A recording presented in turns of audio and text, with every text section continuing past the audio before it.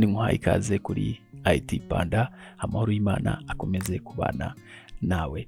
Uyu munsi rero ngiye kukwigisha uburyo ki utunganyamo ifoto yawe ikaza igaragara neza, retouchinze, nta biheri ifite, ubona ko ari ifoto ikwiriye kuba yagurishwa. N'urugero, urabona nk'iyi foto, urabona ko irakoze, imeze neza, kara twazikoze ziratunganyije, ariko hari ikintu kibura. Skin ntabwo retouchinze.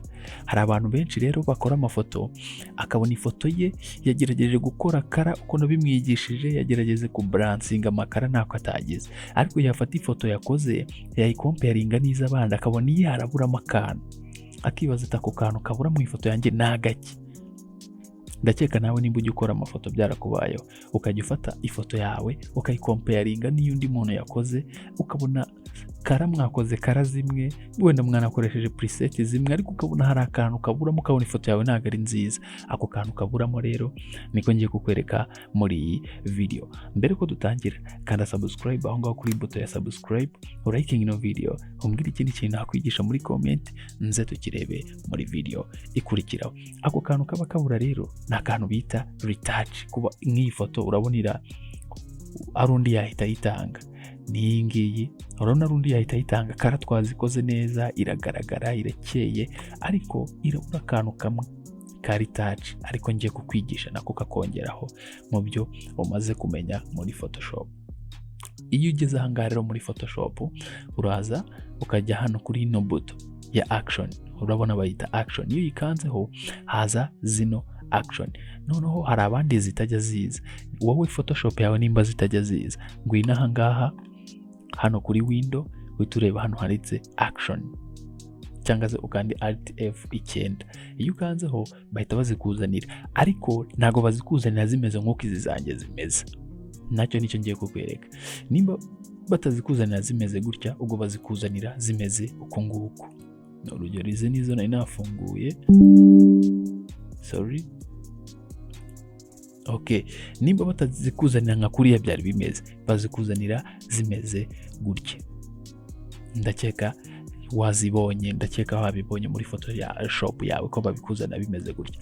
Iyo babikuzaniye bimeze gutya rero, uraza ukikandira aha ngaha kuri utu tudomo, ukaza hano kuri buto mode, bakazigira amabuto noneho mode bitewe n'amabara bazihaye. Noneho nk'uko tubibonye hano hari ziri default za Photoshop, nizo mba narashyizemo aha ngaha. Aya ma retouch niyo tugiye gukoresha rero kugira ngo ifoto yacu imere neza cyane. N'urugero, turaza tuyizuminge.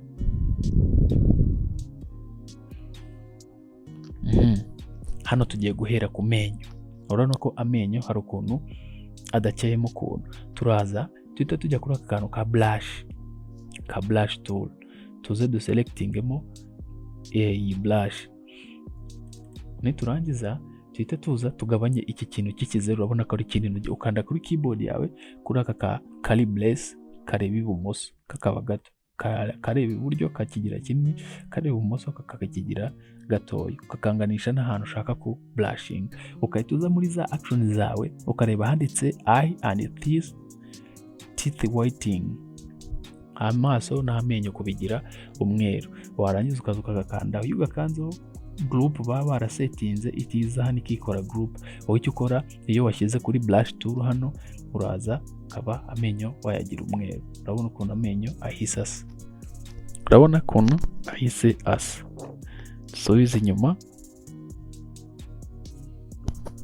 urabona mbere nuko yasaga, ubu nuko asa. Mbere nuko yasaga, ubu nuko asa. Ukahita uza no ku maso ukabigenza gutyo, ukakagabanya kano kajisho, kaza ijisho ryawe ukaba warihindura iki umweru. Urabona ko ijisho rihise riba umweru. Mbere nuko byari bimeze, ubu nuko bibaye. Nuko mbere byari bimeze, nuko bibaye. Urabona turimo turagenda mu ifoto yacu twongeraho ka kantu kaburaga, ka kantu wajya gukora ifoto ukavuga ati aka kantu niko kabura. Witegereje neza, urabona ukuntu ifoto yacu igenda iba nziza, igenda iryoha, imera neza cyane. Ukuntu amaso ye n'amenyo bibaye umweru dede. Ako ni akambere. Noneho tujye kuri kano kaka skin, soft skin, agahu kukagira agahu koroshye, kugira agahu koroshye. Uraza noneho ukongera akajisho, noneho warangiza ukaza ukajya ku ruhu rwawe hose ukahagira soft, ukahagira soft. Urabona hagaho turi kugenda tukoroshye. Ahatoya urugerageza nawe ukagabanya akajisho ku buryo kahagera hose. Noneho nuko yagaragaraga ni nuko igaragaye. Urabona ko hari akantu gahindukaho. Noneho tugahita tujya hano kuri kano gakurikiraho, ukakanda stop. Noneho ukazana ko ukagenda ukaapurayinga. Reba noneho uruhu ukuntu ruhita runyerera. Reba aho dushyize ukuntu hahita hanyerera. Urebe nangaho ukahazana ku zuru ni hatoya, ukazanaho gato, ukazana hano ku matama, kongera akajisho, ukazana nangaha, ukazana na okay. Witegereje ifoto yacu uko yasaga mbere, dore nuku, dore urabona ko hari akantu kiyongereyemo. Noneho uruhu tugiye gushyiramo udutexture dukeya. Hano harimo sharpness. Ibi byose izi action zose nzagenda mbasobanuriraho akantu ku kandi. Reka dushyiremo texture twa tuntu tuba tumeze nk'uduheri tuba turi mu ifoto. Abantu benshi rero bakora amafoto atari tacinze, murabibona ko amafoto yanyu batari meza, murabibona ko amafoto yanyu abakiriya batayakunda. Reka dushyiremo aka texture, urebe ukuntu ifoto itiba nziza cyane ku buryo uyihereza umuntu n'ubutaha akagaruka. Reba ukuntu ifoto yacu igenda iba nziza. Reba ukuntu hagenda hazamo utuntu tumeze nk'uduheri, kandi isura ukabona ko ikeye, ukabona ko ari ya sura karemano, atari kwa kundi umuntu ashyiramo action ukabona uruhu rumaze nk'aho barusiribanze. Urabona ko izi action zo zikoze neza, ni z'uyu mwaka. Uruhu ruza rumeze neza nk'uko uruhu rusanzwe rumeze, apana bya bintu muri iyi minsi nsigaye mbona abantu bakora bimeze nk'ibisiribanze. Izi action umuntu uri buze kuzikenera zose ndazimuhereza uko muzibona kuri Photoshop yanjye, zose ndazimuhera 20,000 uko zingana zose. Unyandikire kuri iyo nimero ndahita nziguhereza. Ngaho itegereza ifoto yacu ukuntu igenda ihindukamo, urebe ukuntu igenda iba nziza, umbwire wayihaye umukiriya niba ubutaha atagaruka. Nimba wajya gukora amafoto rero no ya retouching nka gutya bigezweho, cyangwa ukaya retouching ugasanga bimeze nkaho wabisiribanze wakoresheje bya retouch bya kera, ukeneye zino retouch z'uyu mwaka, ukajya ukora retouch igaragara y'umupro nk'umuntu wabyigishijwe n'umu IT. Hano hari izindi rero nzagenda mbigisha neza ukuntu bagenda babizikurikiranya, nuko nashaka kubakorera tutorial byihuse kubijyanye no ku retouching. Reka turebere ku yindi foto y'umuntu ufite uruhu rutandukanye n'urwuriya kugira ngo tubashe kuba twabisobanukirwa neza. Twahereye ku menyo nk'ibisanzwe, njye nkunda guhera ku menyo sinzi impamvu, kandi dore aka action kabinkorera neza naka. Iyo nje nkagashyiramo nkagabanya akajisho, urabona amenyo ahita aba umweru. Nkaza no ku maso kuko bijyaniye hamwe, nayo akaba nayo nkabanyahinduye umweru. Nuko yasaga nuko isa, urabona amenyo abaye umweru. Witegereje neza ifoto yacu twari twayikoze ntako tutari twagize kara twari twazishyizemo. Abantu benshi rero ifoto muhita mujya kuyitanga ahangaha mudakurikijeho step yo kuri retouching, kandi ariyo y'ingenzi ibisigaye.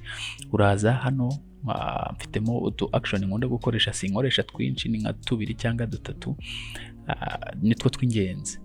Noneho uruhu rwacu reka tube twaruhindura, twarunyereza. Uraza ukazuminga neza, ukabareba neza kuri kuhareba, ukongera akajisho. Reba ahandi kwa applying ukuntu uruhu ruhita rumera.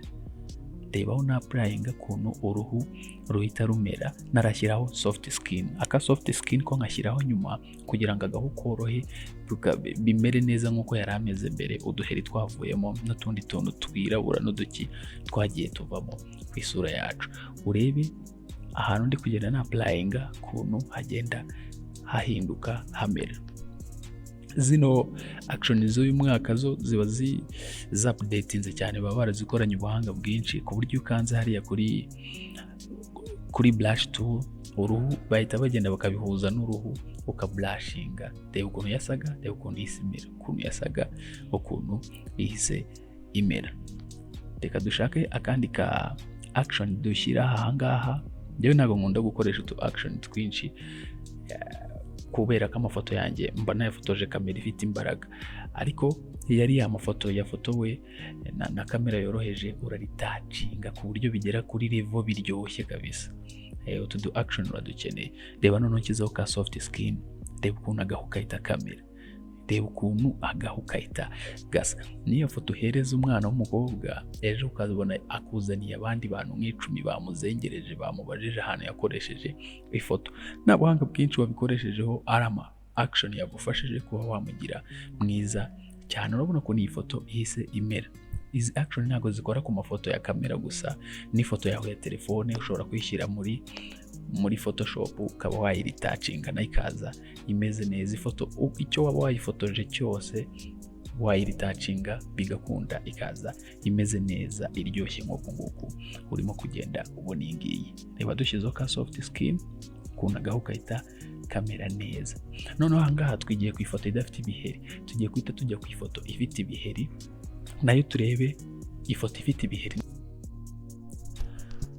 Noneho gaturebe umuntu ufite ibiheri. Kadebe nimba mfitemo ifoto y'umuntu ufite ibiheri. Okay, nk'uyu nguyu ufite ibiheri rero, uraza ukabanza ukaza kuri ka kantu twarakiza kangaka.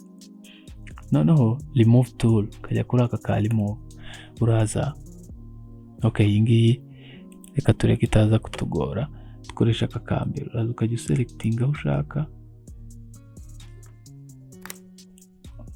twongera akajisho kugira tuharebe neza. Nk'iki giheri uraza ugakoraho kigahita kigenda,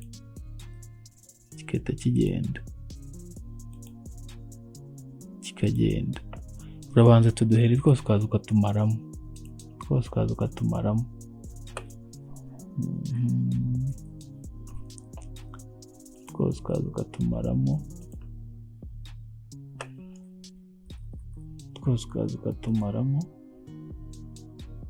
n'utu dukovu ukaza watugabanyamo iyo umukiriya yabigusabye.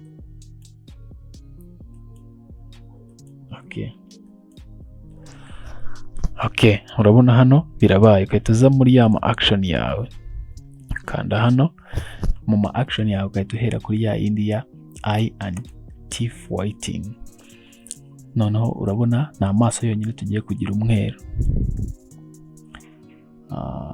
Yagiyemo. Okay, sorry. Ugahita ujya kuri brush tool. Iyi brush tool niyo ituma zino action, niyo ikoresha izi action. Noneho ukagabanya akajisho, noneho ukaza ugahita ijisho rihindura umweru.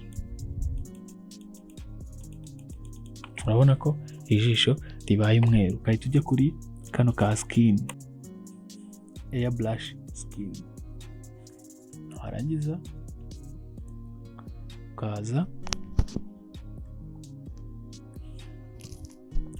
ukaza ukagira aka kajisho kanini kugira ngo wihute. Urabona ukuntu uruhu ruhita rumera. Urabona ahantu nkashyize, reba ukuntu hahise hamera.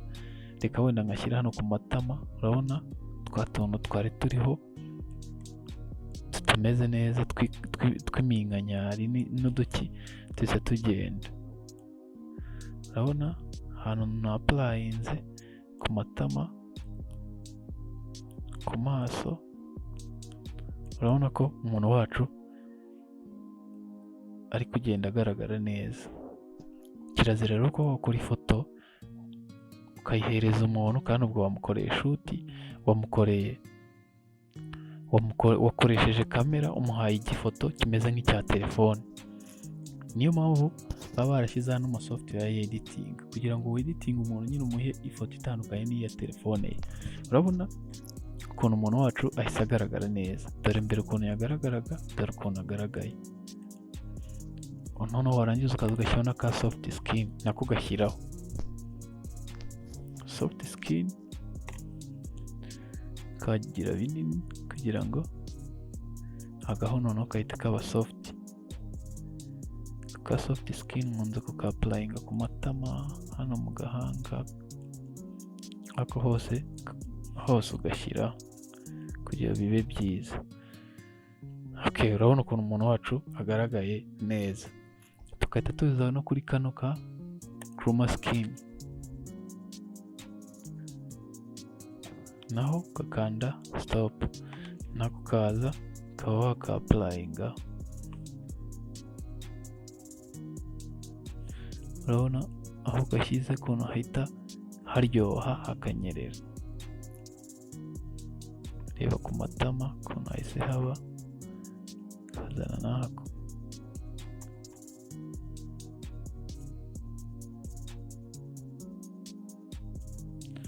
Okay, ngaho reba ifoto yacu ukuntu ihise iba nziza. Uyu munsi rero mbigishije gukoresha izi action. Reka mbereke action nkoresheje ni imwe hano mutajyaho, zose ndazikoresheje. Iyo nakoreshaga ni iyi ngiyi, iyi bita retouch action. Iyi ngiyi retouch action niyo dukoresheje, irimo airbrush skin, soft skin, Chroma Skin, native and whitening, kuyagira umweru. Dore naka konyine dukoresheje, ariko niyo hejuru twakoreshejeho oya ni iyi ngiyi, ni iyi ngiyi oya cyeka atari iyo twakoragaho ka kantu k'amenyo y'umweru nk'ihene. Iyi ngiyi high anti whitening. Iyi action yitwa nayihawe n'uyu mufotographer witwa gutya, namwishyuye inote ya 50. Okay, izi action izi foda muri kureba ahangaha rero z'ama action, uranyandikira kuri iyo nimero nziguhereze, ni inote y'ibihumbi 20. Mbe naziguhereza ugende nawe utangire ukore amafoto meza. Dore ni foda zingahe: 1 2 3 4 5 6 7 8. Ni foda 8. Uranyandikira kuri iyo nimero nziguhereze, ni inote y'ibihumbi 20. Ugende nawe utangire retouching. Njye nakoresheje iyi ngiyi imwe yonyine, kuko hafi ya zose ni ama retouch ya skin n'ubundi. Iyi ngiyi imwe niyo nakoresheje, ariko wowe nijya kuzigwa ndaziguha zose, uzahitamo izo uzajya ukoresha neza cyane. Tuzo hano ukazigira nk'amabuto, warangiza ukaza ukahita ukora amafoto yawe, noneho akagira itandukaniro.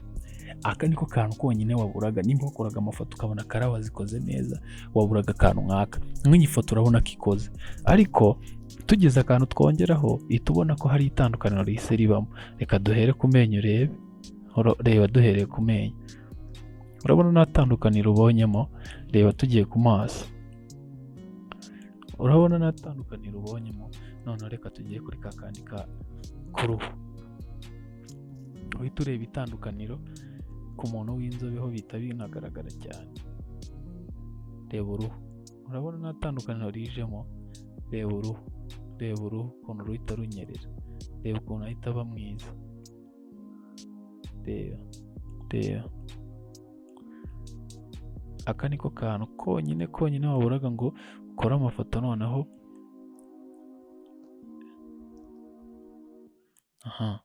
tukahita tujya kuri aka ka skin soft, nako kaka applyingaho. Reba uruhu ukuntu ruhita rumera.